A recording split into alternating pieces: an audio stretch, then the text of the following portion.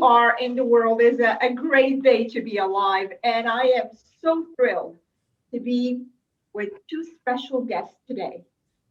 And the subject is a thought provoking subject where we are going to discuss a lot. There is no right, there is no wrong.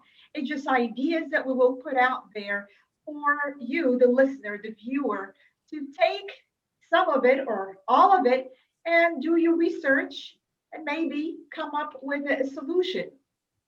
My name is Mona with Monalu International, and I work with leaders and organizations who want to enhance their cultural awareness, their cultural intelligence, so they can increase their productivity, their team performance, and harmony. The subject of today, and I thought a lot about this, and I said, cultures and common beliefs. How are they related? How do they impact each other? How do they affect each other? What's the relationship? So here's what I came up with, and we can go from there. After observation, obviously. Our challenge with life right now is our thoughts and emotions. They have become bigger reality than reality itself. When we allow thoughts and emotions to become so powerful, we start believing in them, and we start believing something which is not in our experience, we may become dangerous human beings. We can be trapped in a psychological structure that is based on limited data. We label too much, we assume too much, and we plan on projections that are not in our experience yet. And with looking at the world, and if we examine it thoroughly or take time to think,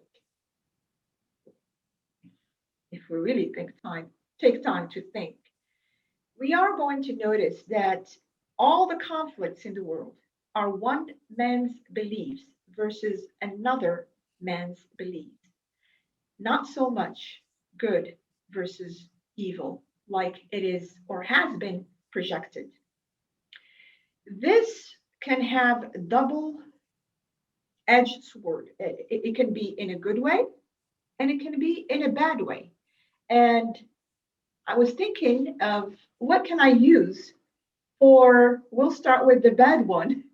What can I use for the bad one? And I thought of a persona that is familiar to all of us. We studied in history, and that is Hitler's. He perhaps knew there was a long history of hatred in the German society towards a certain group of people. And all he did is organized it, consolidated it in such a way that it became a mega disaster. And I was listening to a historian the other day saying that he organized human suffering. He organized human pain. How many Hitlers are there in the world today or have been in our history or perhaps in our past? And it was made in industry. Think about this for a second. This pain, suffering of human beings has become somewhat in some part of the world an industry.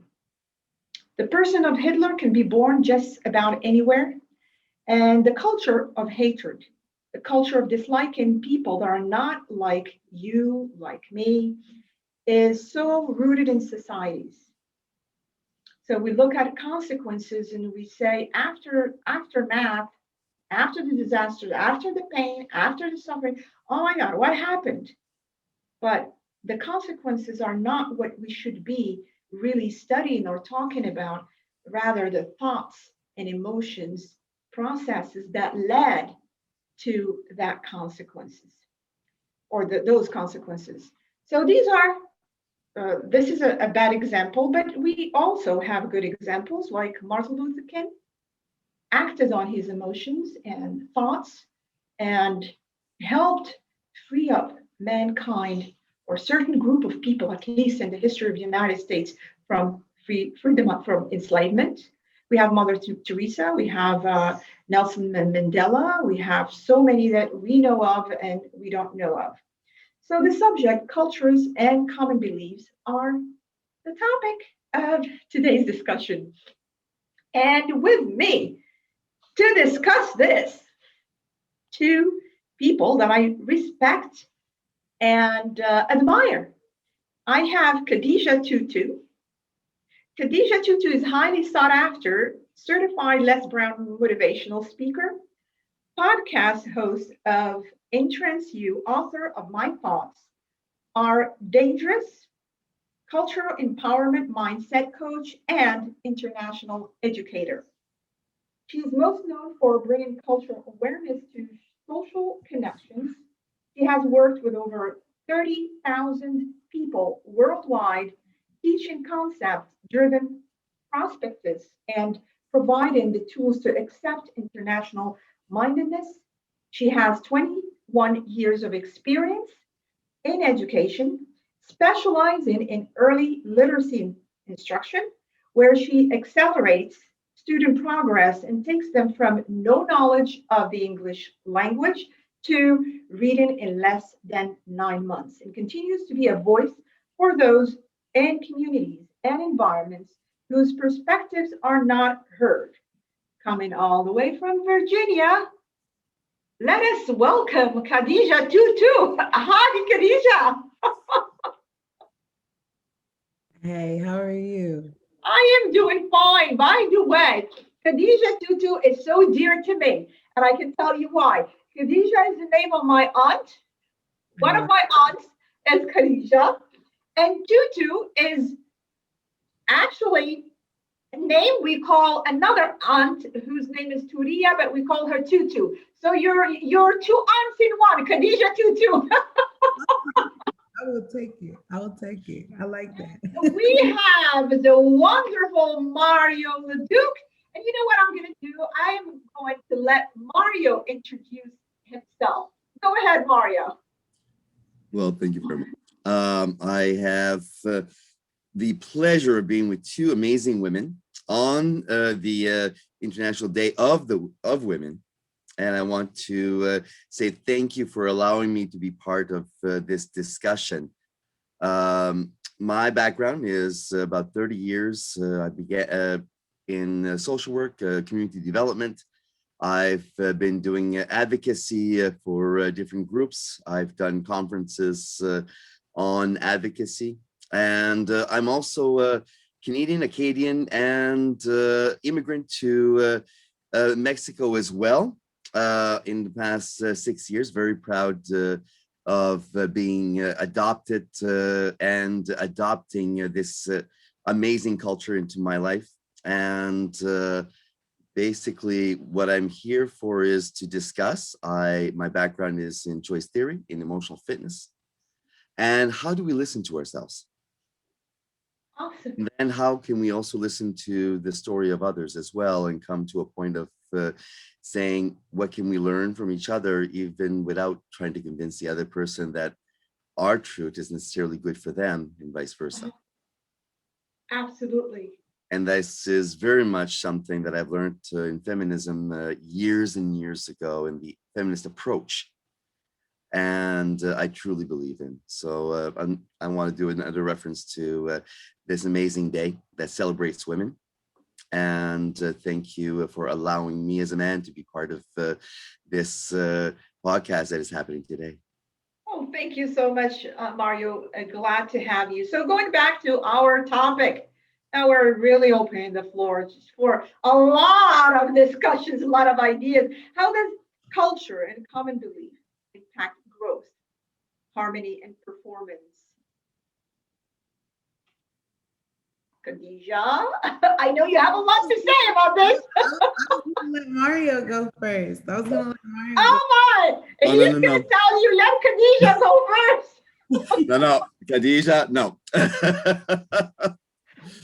I will respond. However, how do we allow how I want to hear what you have to say, Khadijah. Yeah, how does culture and I common want to belief? listen. I mean, a common belief. When we say common belief, let me make it easier on you. A common belief for me. Part of it are thoughts and emotions. If you go to any society, you will have common thoughts, common emotions, and how they react to things. How do they evolve from one idea to another? How do they address their issues? How do they work with each other? So obviously, these common beliefs, if gone unchecked, can be a problem. But common belief and culture, how are they intertwined, connected, and how do they impact each other? Yeah, so it's all about environment. That's a really good question. It's all about environment and it's all about, what is accepted. And I think when you're in the same area, there's a group thought, right? There's a group thought of what's right and what's wrong. And so because we're all in our little, like, let's say even plots, of land, right? It's so interesting how you can go to, like in Virginia, for example, you go to Southern Virginia and you'll see totally different flags than the United States flags put up, right? And you go to Northern Virginia and it's the technological area where everything's about intelligence and education, and you have diversity in the classroom because it's all about intelligence. The conversations are different, everything's different. Then you go further south, and now it becomes about race relations. Now you have these segregated schools where you have all the students look the same in this school and it happens to be richer. And you have another group instead where they might be poorer and there's drug problem, drug infestation issue, you know what I mean? And so it's like, wow, it's one state, it's the same state. How do these thoughts, but they're different, let's say programming, there's different programming of how these areas are. And then when you take just that and then put it global, I mean, just imagine that's just one state. So imagine the world, and then we wonder why we're in conflict, right? But I think a lot of it stems from listening, the ability to listen, the ability to understand, the ability to see things from different perspective. And I think that's why traveling is so important too, because you you got to learn to be quiet and just kind of like observe, because it's not within like our experience, right? Like if I were to visit you, Mona, or I were to visit you, Mario, I'm not going to like judge the society you're in. I'm just going to be looking for a while. I'm not going to talk. I'm just going to sit there. But the problem is you have a lot of people ready to be like, that's wrong, that's not right, that's this. But it's like, no, no, no, where you're from, that's wrong, that's not right, that's not the truth, right? But where this person is from, that is right, that is the standard, and that is the truth. So it's like recognizing that. And I think that's something that we have a hard time, especially when there's a dominant voice, right? Like I think sometimes, a lot of the times I notice even with myself, is I'll be in diverse communities and I'm a boat shaker, like when I'm one of those people, if you say something that I find ignorant or arrogant out loud, I do believe in correction in private, but if you say it out loud and it's not in private, I'm going to call you out. That's not in private. And it might look like you might be a little offended, but I'm not offended at all. I'm just like, yo, let's talk about this, because I want you to know that this, how maybe, how we're both seeing it is different, but this isn't how it should be done, but then it rocks the boat too, because they've never heard someone who looks like me, right? We can say skin color, we can say, religion, we can say whatever it is. Someone who looks like me, they're not even used to hearing coming out of a woman's mouth, right? And so now you're saying these things, but it's not in the image of what someone looks like. And we can even put sex in it too.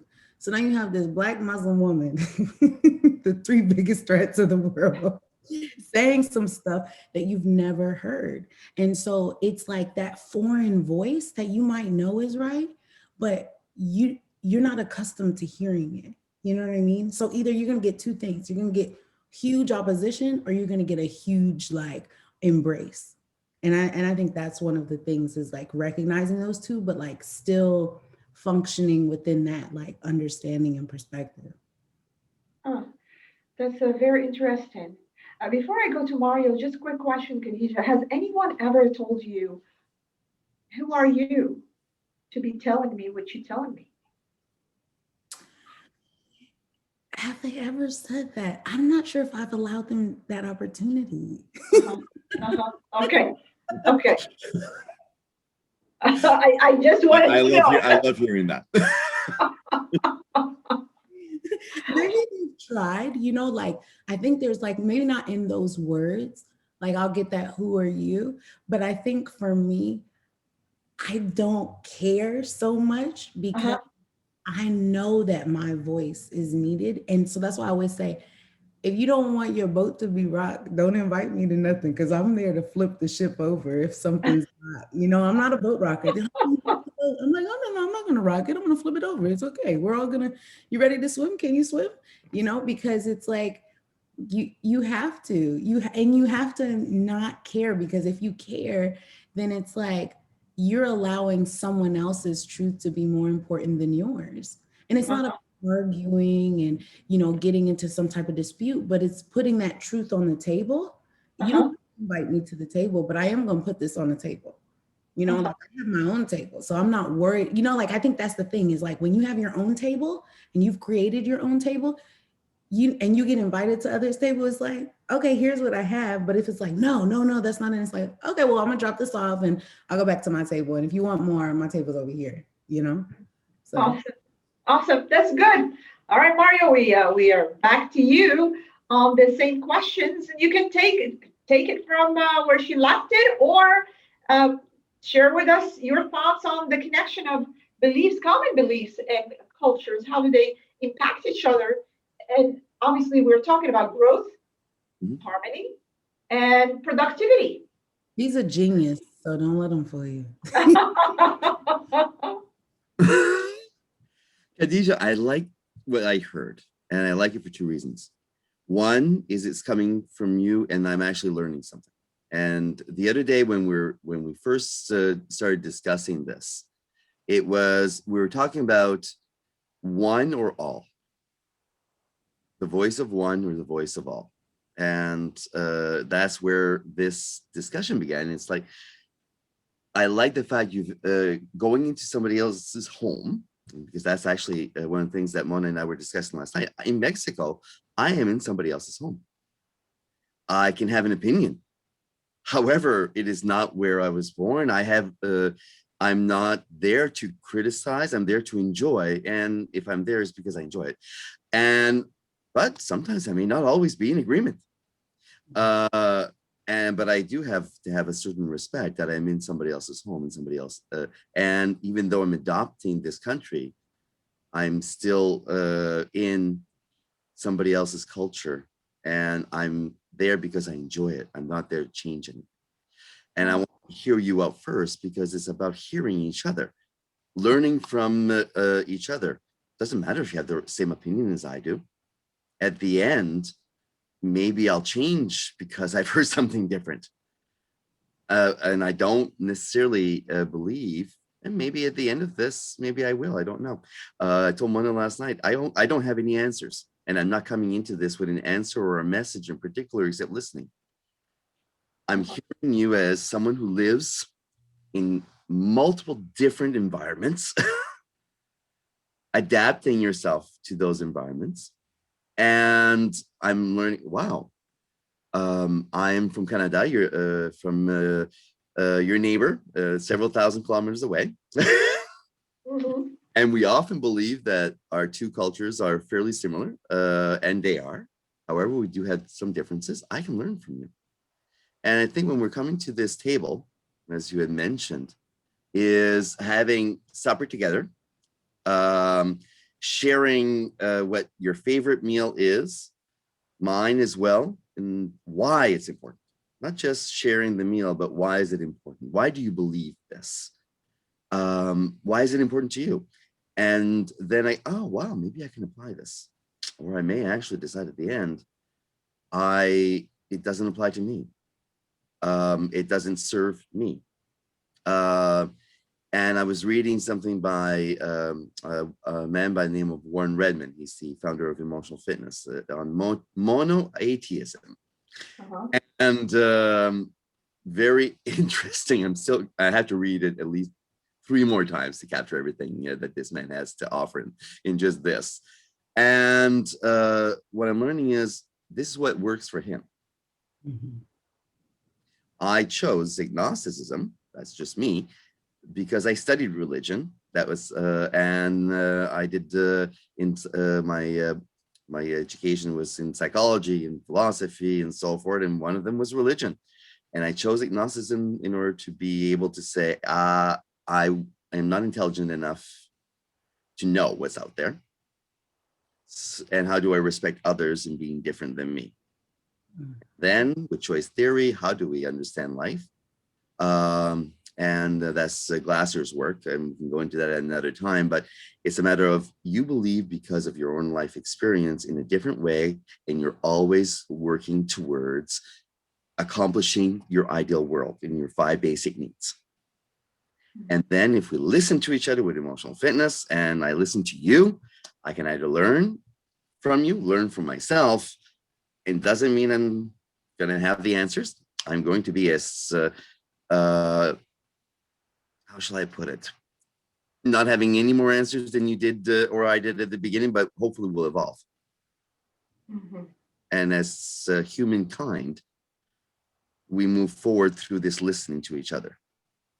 So thank you.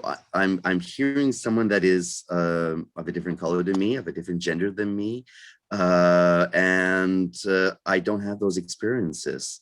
And that means that, wow, I have an opportunity to learn from that. So it's the listening. So I want to hear more about you, and I want to hear more about Mona as well. Yeah. Well, Yeah. if you'd like to elaborate on this, Khadijah, or you have another point, you're more than welcome. But I wanted to, as I was listening to you, Mario, and you made a lot of good points. And I am sitting here thinking, okay, we have this what's called emotional intelligence, listening. Yet we have so many conflicts. Not only, I'm not going to talk about the world, inside households, Mhm. in businesses. Where do we start to make people understand this simple exercise of listening to each other? I mean, we have so many coaches talking about this discipline. We talk to our children, our partners, our spouses, our neighbors, whoever in our communities, but yet we are seeing the rate of divorce is so high, conflicts and toxicity in the workplace is so high. People are sick, they get sick just from being in an environment where they're not listened to, and with that, they're not appreciated, and they're looked at inferior, and you just shut up, you don't talk, I do all the talking. So, I mean, Hmm. and I do a lot of thinking, whether it is strategic thinking or effective thinking. And I ask a lot of questions. And I say to myself, are we in a society or in a world that is so much into this rat race, so much into, let me try this, it's going to bring me money, earn a living this way, earn a living that way, and we're not even living life itself, and we don't have time to think about what's going on around us. This is how, when we have dangerous ideas and thoughts and emotions, they're always going unchecked until a tragedy happens, and then we're talking about the consequences. I mean, maybe this is, and I'm not trying to be philosophical here, this is reality, this is what we see. How can we really emphasize on this emotional fitness, emotional intelligence, listening? to one another? How do we implement that in a real life and take it to a larger spectrum than just us here talking about it? May I? Please. Yes. I'm wondering the question of, is it something that we need to do, that we need to bring forward, or is it that I offer to listen? I'm going to go back to listening. I know it's a common word. However, if I state this is what needs to happen, rather than I want to invite you to share, may I also share? Then maybe it's not a matter of my trying to change anything. I'm not sure if maybe that might be where we're trying to change people to believe in what we think is right. Sometimes that by itself is where we try to show, oh, I know this is what I want because this is what I think the world needs. And in reality, it might be good for me. It might not be for you. And I'm just doing something very simple. But when I went into certain experiences living just in Mexico, I am living in a part of Mexico that is actually quite unique. Well, all parts of Mexico are very unique. However, I'm in one that is quite unique as well, that I learned some things that, oh, this works. I never thought it did. Mhm. And it works because everything else in sequence brings it to working. And so I listen. I don't always do it well, believe me. However, if I try to make somebody else believe that this is the right way of doing things, then I'm choosing a battle, or I'm choosing to defend. If I'm listening, even if you choose something that is totally opposite of what is in my life, how can I respect you, Mona, and you, Khadijah, in how you wish to live and believe, and still be able to do it differently in my own life? That's where I wish. And maybe you'll wish me to change, and at that point we'll have to listen to each other of how can we still talk, how can we still move forward together, if I listen enough, and then at one point I make a decision. I love that. I love that. So Khadijah, I don't want to dominate the conversation. I share that it's sort of a question that I have in my mind because I don't have solutions. It's a matter of where do we go from here together, and I don't want to bring my solution to anybody.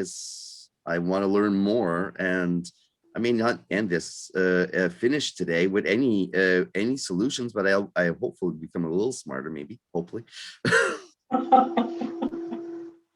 No, it's all. I think the you hit the nail on the head is how to listen. I think it's an art. There's an art to listening, and I feel that from my experience, listening isn't just with the ears. You know, it's with the eyes. It's with the trends. It's looking at like, okay, what's the one thing that keeps repeating itself? And it's looking beyond. It's the awareness. It's perception. That's all listening. You know. And when we think of listening, oh no, it's just about what you hear. Like, no, it's way more than that. Because now I have to understand, why do you have those kind of thoughts that you have? Or why does Mona have those kind of thoughts that she has? And I have to be able to relate to those in order to listen. And to me, it's so much, one thing that we're really seeing is it's the ignorance. There's ignorance and there's intelligence, right? So people who are quite ignorant are eager to voice their opinions without listening to others, right? Whereas I find that and they're driven by their emotions. Whereas more intelligent people, they recognize, okay, this is emotional. I need to take a step back and use my intellect. And then I'm going to come to the forefront and speak. But what happens is ignorant people reacting, right? You have intelligent people responding. And so, like, even I see that in within politics. was like, hmm, more, they come off more, intelligence comes off different ways. But I always noticed how you can take people, right? And the one who's more emotional is going to be the one who's heard, whereas the one who's intelligent is calmly sitting there, they're listening. And then when it's their time to speak, the emotional one keeps interrupting them.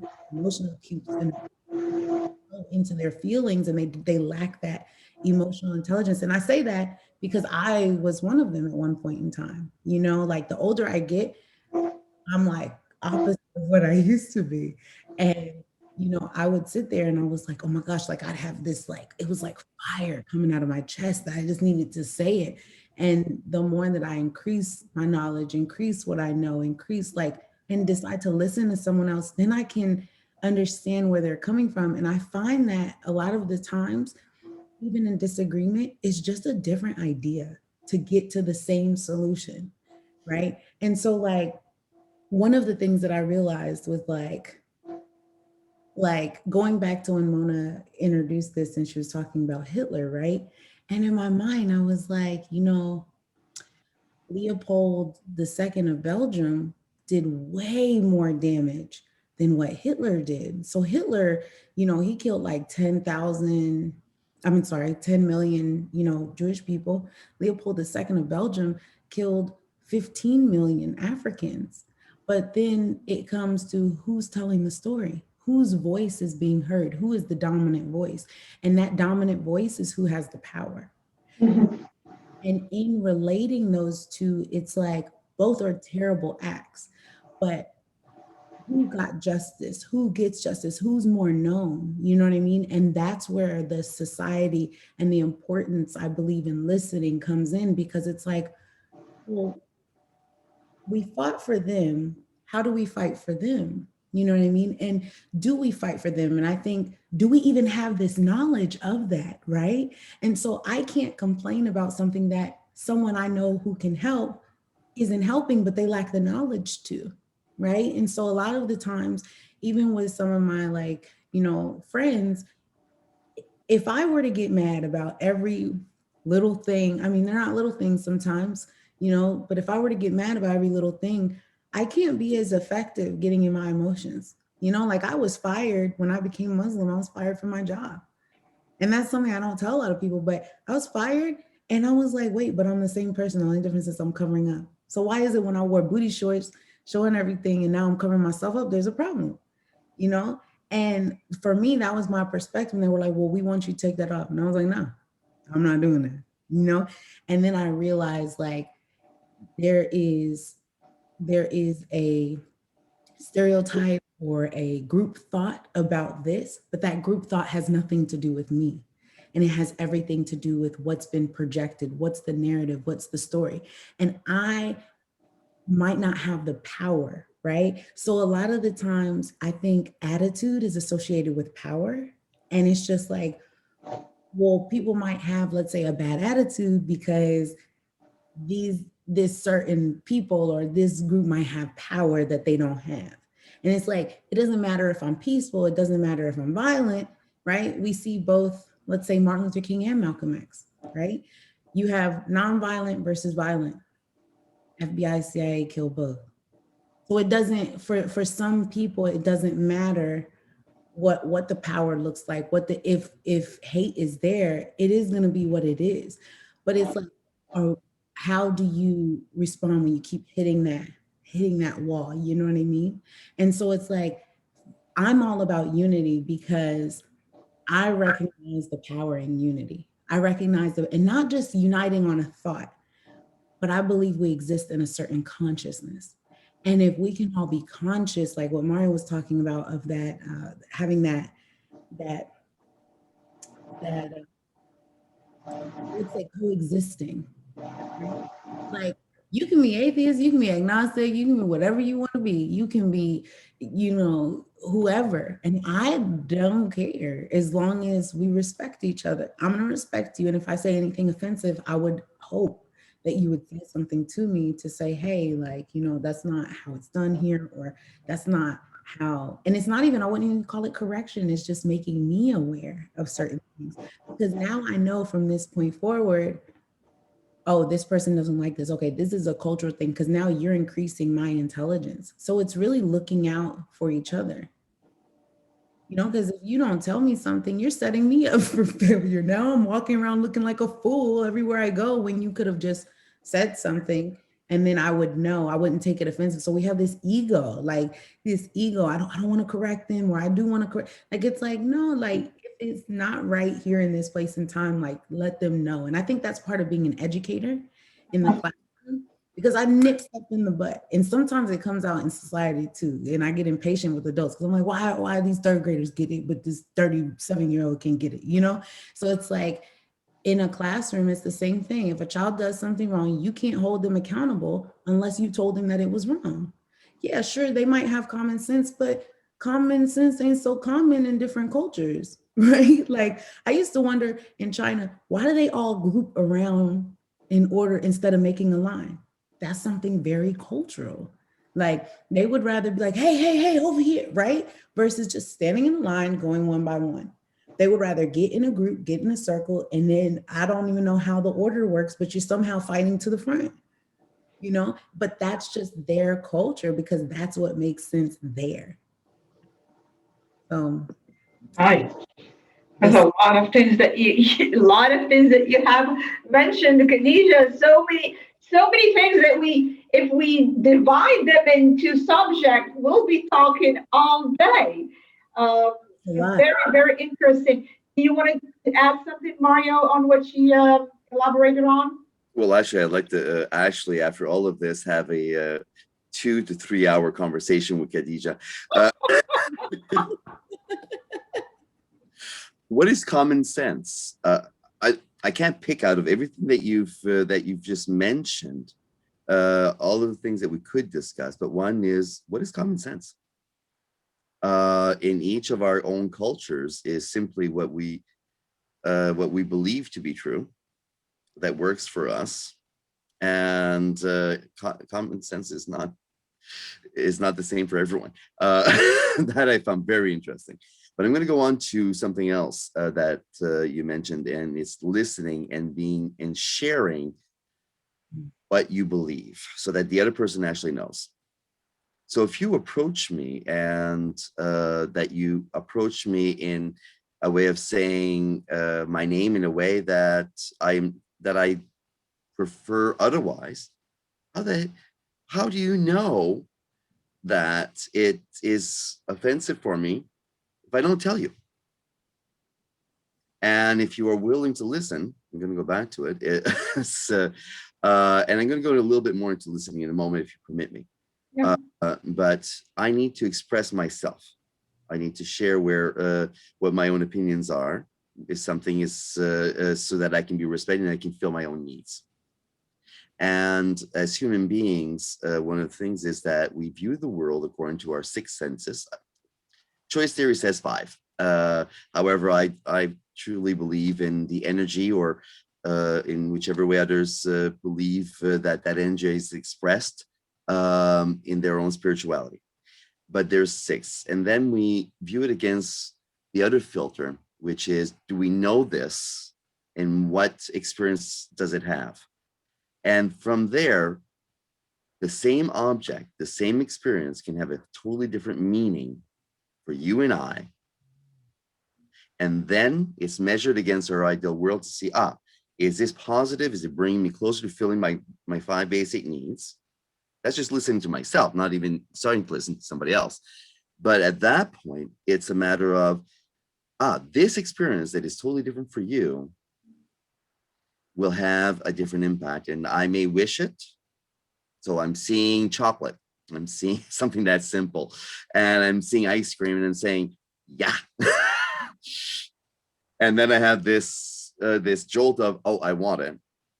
And then that is my sense of freedom, maybe. So I'm going to go get it.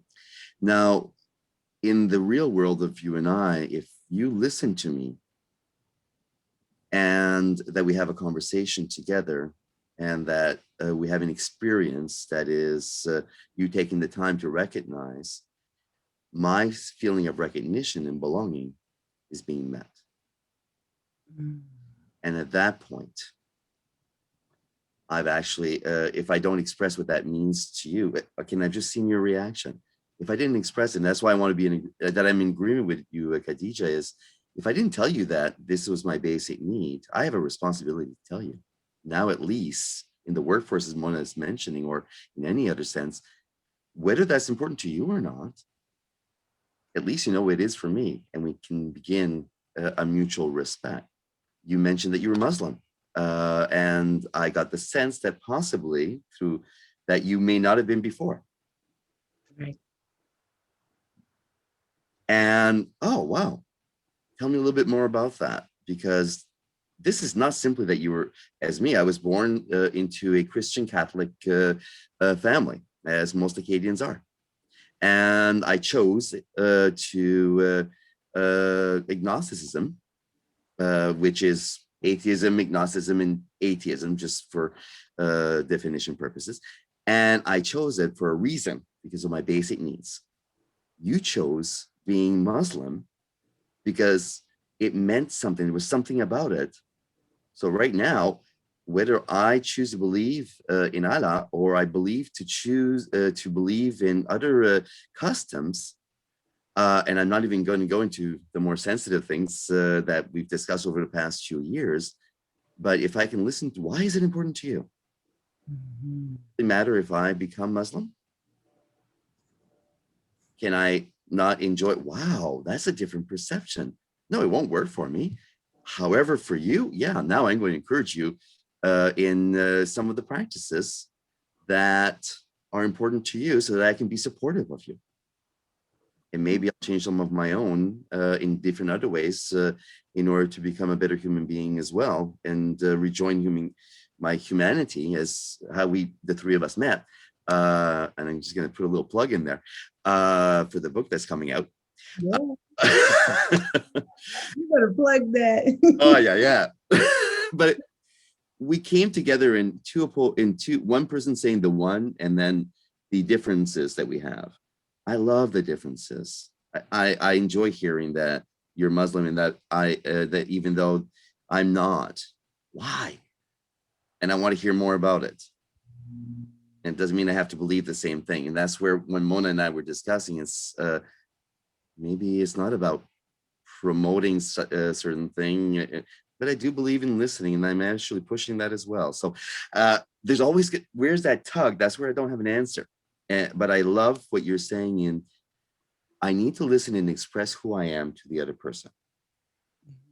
If I don't, then I've missed my responsibility of meeting my own basic needs. Yes.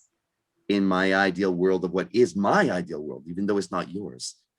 And then by listening with emotional fitness, with different other tools, simple stuff, just going through it and saying, that's important to me.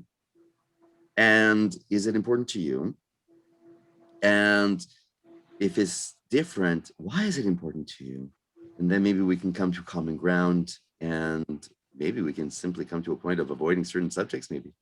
We're coming to the subject. I don't think there's going to be between the three of us any taboo subject. However, with some people it may be. But if I have a responsibility of saying, I don't have the energy this evening to discuss differences in language or differences in religion right now, and if I don't state it, then how can the other person respect me in what my needs are in my ideal world at that moment? And that's where choice comes in, with choice theory, and then tools of how to listen to myself in order to know, well, wow, yeah, belonging, recognition are important to me.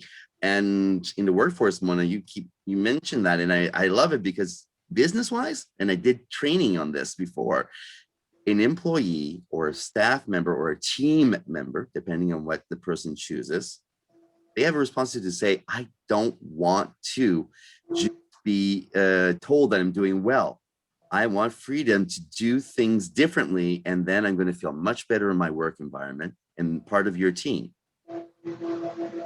we each have that responsibility of sharing that and expressing ourselves. And how can we share about ourselves if we don't listen to ourselves and get to know each other? Yeah. And then apply the same thing to somebody else. I mean, so that's only one of the things, Khadijah, that you just mentioned. And yeah, we could continue on this for hours. Yeah, forever. I love the people. I mean, what you have said, both of you, I mean, extremely, extremely interesting. And what you just said, like, I have the responsibility to say what I want, what I feel, but are we given that chance? Do we have that space that is allowed to us to express those? Or hush, hush, you cannot say this, you cannot say that. No, no, no, that's politically incorrect. Now you cannot do we even have that space to be different, or we're not even allowed that? In my opinion, we're not even allowed to think because we're trying to catch on the next thing. Keep going, keep going, keep going. You are going to miss out on things. Here's just like, for example, social media, as an example. We're here on Facebook, we're on Clubhouse, we're on Instagram. You got to be on this, you got to be on this, you got to be on that. Well, obviously, if we are jumping from one place to another, we're trying to catch up and catch on and do this and do that. When do we actually have time to think, to be able to express those thoughts and demand the space for it? Or we just running? Khadijah, Yeah. And may I? okay, You create the space. Voilà. I think that goes back to like what we were talking about earlier about like, I don't care because I go back to my own table, you know? And when we create that table for ourselves, we cook our own food. And like when we go to other tables, it's just a potluck. You know what I mean? yeah, Like yeah. everyone's bringing Yeah. their own food. Well, yeah, We well, choose, you know, right? Oh, I'm sorry. no, No. one thing, I'm so sorry, Mario. One thing, I do get that, Khadijah, and this is on a personal level. But being or having been in several societies and looking at how others do it, how others live, I can tell you this: they're not even given the chance to Yeah. have that space. So if we are living as a human being in a village, we have to be aware. We can always say here in the United States, I have that, I can make it on my own table, or I can make on my own. Okay, how about others? I have the strength to do it. I have the voice to do it. I'm standing here talking to you. Nobody's stopping me. I'm not threatened. I'm not afraid. And I'm sharing ideas. Mhm. However, do we all have those chances? And I think that's what we need to talk about and promote, so others, if we are talking about humanity, if you were talking about one, I think this is the role that we have to play into not only this is my world and I can flip the tables, put the tables this way, that way, and it's good for me and it's good. But how about others? Can I answer that really quick? Sure. Just to live. When I said like making your own table, it's kind of like honing that own space for yourself and like leveraging your privilege, leveraging your resources to others who are different. Like for example, like what I was talking about earlier with living in like the northern part of Virginia versus southern part of Virginia, right? Like it's my job to go back into my community and to speak to I have to make a effort to go into my community. And whether I'm accepted or not, you know, like that's up to them. But I know like that, like, will they understand? Because I don't necessarily live in the circumstances that they do.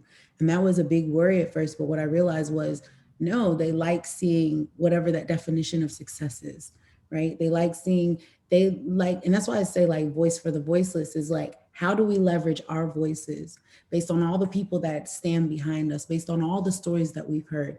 When we come onto this platform, how do we represent their voices and what they have to say and what they experience in their communities? Because Monique, when you come on here, you're bringing all of the experiences that your community has. Mario, same thing with you. Everyone who stands behind you, you are a voice for them. You're a vessel for them, and you're being used in order to, you know, whether it's in your studies, whether it's whatever you've been inputting is what the output is. And like same here, like it's getting out of that own like, oh, this is me, right? Like I recognize like when we do sit back at my table, right? Or not my table, but the table created, and having those different people come to the table. Well, now when I go to your table, they're not going to get the invites. I can't bring all of them with me, but what I can bring is all of their recipes, all of their things that I put into this is going in, and then I'm bringing it to you know what I mean, to you. And so you have all of these things. But I'm interested in what Mario has to say. No, but I'm here. I'm listening to vibrant. both of you, and there's several things. One, I'm going to go back to Khadijah for a moment. We had, and Mona's comment. The two of you mentioned we have a choice in which table we're going to. I have a choice of how much social media that I use. I have a choice of which environment I wish to be in as well. And thus I can choose in my life, knowing who I am, knowing what I need. And the more that I know that, the more that I can choose where I wish to be. I have chosen different environments, and there are environments I don't want to be in, and I can choose them. Okay. And that is, again, we can talk and talk about so many things between the three of us and invite other people. And I'm going to go on to another subject of that Khadijah just mentioned as well. We represent others. And there's we made a big mistake in some of our histories. This is my opinion. And I hope I don't offend by stating it. However, I also believe that it was an error. When at one point we went into other people's cultures, believing that we were right, and we changed things. And we believed that we were educating. And I'm going to make, this was first year university. So a few years ago. In that, a very intelligent professor told me of an incident where, in social work and the traditionalists, that children in a community, it was a First Nation, because in Canada we say First Nation, and I hope I'm not speaking out of turn by speaking of somebody else's culture, but I very much admire our First Nation cultures in Canada. And one of the things that I learned in that year was we went in believing that children that were going from one family to the other were not being taken care of. When in reality, what we didn't know is that every person in that group, in that family, they were much more advanced in knowing that there were multiple aunts, multiple grandmothers, and that the children were being taken care of. I'm in Mexico and I'm looking at children running around all over the place, and parents are right there talking with their friends. But I also have learned that in the community, everyone watches out for them. Mm-hmm. In some of our other cultures, we come in and we say, well, we can't do that. Well, maybe we need to sit down and listen first to find out why it's being done that way as well. So I want to be careful on going in and stating that I have the solution before I listen to, maybe by discussing, by hearing you out, Khadijah, Mona, I may be wrong, or maybe by hearing, maybe I had a point that we learned from each other. And we went into many other cultures saying we are there to teach. And in reality, those cultures have never recovered as well. However, even in women's rights, there's many communities that have the right way that I've learned from many women in my environment that have gone and said, I simply want to share my experience You want to share the same experience. Wonderful. You come in and I will, oh, I want to adopt that. But I go saying I have the answer. I don't think I have the answer. I have opinions. That's just my opinion. I may not be right in this. And you mentioned Hitler, and that struck a chord with me because there are times, and I had this 2-hour discussion this morning and another one last night on that. You chose a very interesting person in history. There are times, such as with Hitler, that we say, this is not our battle. And because of that, we didn't act quickly enough. So they're both our realities. Sometimes we go in and we say we have the answer, and we've obstructed a natural course of things that works because we thought we were right. And then there are times where we stand back and we allow things to happen. And that's why I'm not coming into this with a solution. But I'm coming into this and saying, okay, where do we go from here?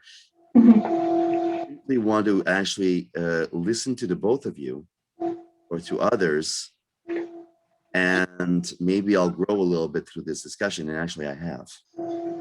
And I've learned more from the both of you today than what I knew before I came in, myself and about the two of you. And I'm not certain if going out into the world and saying that that we do it in a certain way is that I actually have the right to do so. But I do have the right as an individual coming in and saying, this is what I believe, this is what I need, and then I choose to be there or not be there. Je suis acadien. My first language is français. I learned English. I'm in a bilingual country. I adopted Mexico because I love the culture. And I learned Espanol because I want to learn. I wasn't forced to. And I don't believe that basically that I had to. I did it because I wanted to, and from the culture. And I think I'm hopefully I've changed a bit since I've been there. I've come back to Canada, and there are things that oh wow. But when I'm in Mexico, I learned and changed a bit because of that, through the people that I've met. Hopefully I'll continue doing so. In the both of you, Mona from the Maroc, you speak just our 2-3 discussions, and you have more experience as a person, multiculturalism than I do, for sure. And I thank you. And Khadijah, your experience living in the US and being your neighbor, and say, oh, yeah, a little bit different. And okay, from a different experience of life, I can actually maybe change being the individual that I am. I'm privileged, I'm male, I'm white. However, I've also grown up being gay and fought for rights as well. So through all of this, we all have different experiences. And thank you very much to both of you. That's why I want to come in saying I want to listen rather than telling you that you have to listen. You don't have to listen to me, but I hope that you do. Yeah, wonderful. I am so touched, and the elaborated answer that you gave and observation really has to trigger something in all of us. And for me, as I was listening to you, there's so many things that came to mind. I think we have to have session 2 and session 3 on this subject. It's just a lot to cover. We're up. It's 1:00, 1:01. It's just way too much to cover in just one session. And the fact that you had mentioned you going or moving from Canada to Mexico, and you wanted to learn, you had that desire to learn the language, to learn about the culture, because obviously you have an admiration, you have love, you have all of that. I get that. But as you were talking, and I'm saying to myself, okay, what about the Mexican going for living to Canada or the US? And they're forced to do certain things just because they're in a position of weakness. not so much position of power. And if we talk about that, we'll go back to Khadijah's point that she mentioned. The people that are writing history within a certain time are the powerful. And that's what we know about. We know about Hitler, but we didn't know about the Africans that you mentioned. I mean, I was born and raised in Africa. I know the history of Africa, and I know what happened to Africa in 1838 when obviously a group of small people came together around the table, not knowing anything about Africa, the makeup of Africa, the culture, or anything. And they said, you France, take that portion. You Spain, take that portion. You Germany, take. You know what that has done to Africa until now? That's another whole discussion. But just like we came in with ideas, and I told Mario, we are going to be like Socrates. Socrates used to go to villages, towns around Athens, and he never ever stated that he knew something. All he did was ask questions and helped people think to come up with an answer, and hopefully that answer would lead to a solution. And that's how a renaissance, part of the renaissance, happened. People asking questions, people are not so much okay with the status quo, and they start digging into information, other cultures, other philosophies, and learning that led them to the Renaissance and the Golden Age. So, Khadijah, do you have a say on this? Because we're under the hour, but I think we need another session on this. I love Socrates. Actually, I love Socrates. I study philosophy. I can't quote everyone's name, in the things that I've learned, but I will say, what I love is I believe that's true education. I believe education is bringing something out of someone.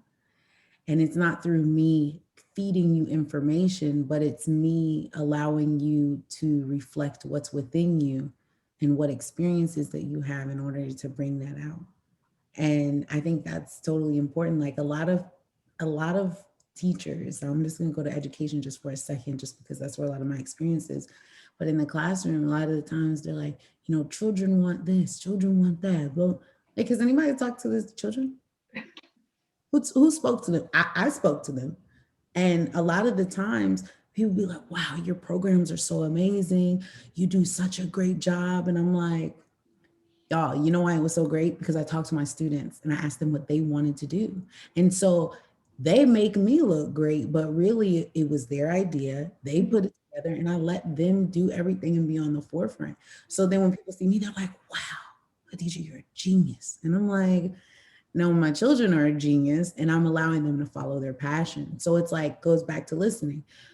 I'm listening to people that you feel are inadequate to have ideas, right? And so you want to change a system, right? But you're not asking them what they want, right? And so like one of the things I wrote down as you were speaking was desire. And it's not necessarily like, oh, I don't feel like it or this and that. It's like, do you have the desire to do that? And I strongly believe it's so interesting because, even Mario, he had mentioned the agnostic, like I remember being on this, it was kind of like before, what is that platform called? Clubhouse. Before Clubhouse come on, there was another platform. And I remember speaking to this man, he was agnostic as well. And I don't know what it is, but I think there's this deeper thing beyond the surface that I notice of like, be it philosophy, be it, there's something deeper there. And so when we're talking, he was telling me, like, hey, I'm agnostic, I'm this, I'm that. And I'm sharing my experiences. Well, someone came on to the platform we were speaking on and they started like attacking me because of like what I believed in. And so I was about to say something and he was like, he just stepped in and just annihilated this guy, like intellectually. And I was like, wow, that's so dope. You would never hear about someone who's atheist defending a Muslim. because of what they believe in. But I think there's that internal thing of like, I respect choice. And you can't be upset at what someone chooses for themselves. But like going back to Mona, your point, some people don't have the choice. And that's one thing that I realized when someone told me to take off my scarf was, you're taking away my choice. So for me, it's just as oppressive to make someone wear the scarf as it is to make them not wear the scarf. And so it's a double-edged sword with everything. It telling me to, like make me aware of it and what it means for you and what it means maybe in general to the people, but you can't force that on me. When you force something onto someone and their heart isn't there, it doesn't matter. Like if you believe God judges you by your heart, whatever, religion, or even if you don't necessarily believe that, like if you believe that your heart is going to be weighed, you're making someone feel guilty about certain things. Like you don't know how many women come to me and they're like, Khadijah, like, how do you feel about, me wearing a scarf and coming into conflict? And I'm like, girl, how do you feel when you don't have it on? How you feel when you have it on? You know what I mean? Like that's your journey. I'm not going to tell you what to do. This is what I do, and this is how I see it. I could tell you how I see it. I could tell you how I wear it, but I don't care if you wear it or not. I care about your character. I care about who you are. If it improves you as a human being, I'm all for it. Like if you not believe in what I believe in makes you a better human being, sharpens your character, makes you more loyal, honest, loving, caring, and cognizant and conscious, I'm all for it. Do what you need to do, because guess what? Now we both winning. But if whatever you're doing is making you a terrible person, it's making you dishonest, it's making you disrespectful, it's making like all of those things, then no, like I can't sit with you no more. I'm not gonna tell you. I might tell you like, hey, with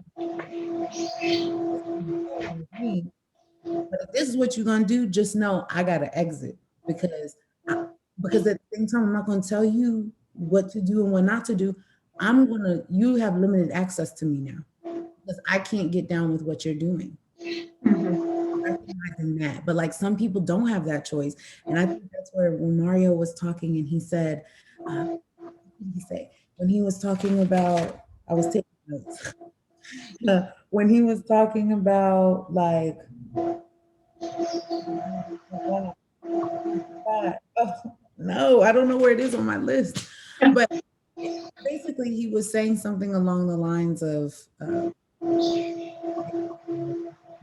my old soul came in and took over. I can't remember.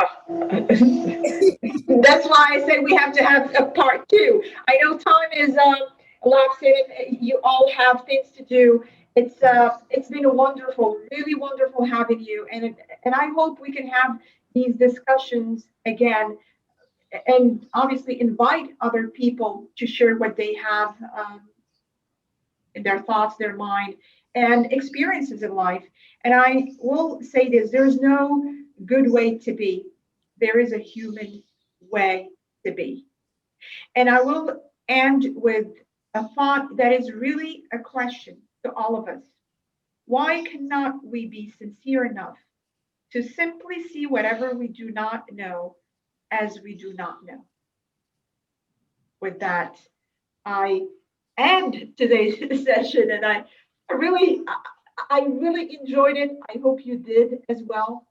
And hopefully we can get together on another subject, or we can put another session, part two or part three, because these discussions we really have, I think we must have, for us to evolve, for us to transform, for us to become successful, not only within ourselves, but also as a group of people. So I'll say salam alaikum, Khadija. Peace be with you, Mario. And until next time, stay safe and stay happy and stay connected to who you are.